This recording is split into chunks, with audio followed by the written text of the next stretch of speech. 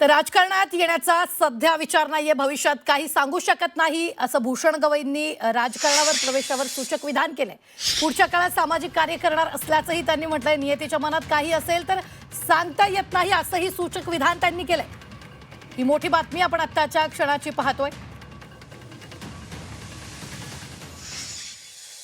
कसं आता पुढे काय? तुम्ही एका राजकीय घरातून येतात, वडील तुमचे, तुम्ही आपण सांगितलं की त्यांची फार मोठी राजकीय कारकीर्द राहिली आहे, तुमचे बंधू राजकारणात आहेत, आई सामाजिक कार्यात आहेत। आम्ही तुम्हाला कधी राजकारणात येताना बघू? राजकारणात येण्याचा तर सध्या काही विचार नाही आहे। मी सध्या तर म्हणजे आता काही मागे सांगितल्याप्रमाणे बाकी थोडंफार आर्बिट्रेशन,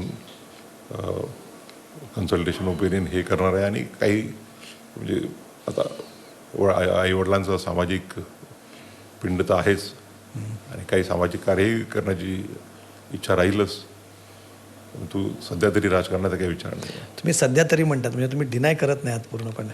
नाही, काय आहे की माझ्या डोक्यात तसा विचार नाही, पण स्पेसिफिक डिनायल केलं आणि काही वर्षानंतर मग समजा काही नियतीच्या मनात काय असते काही सांगू शकत नाही कोणी।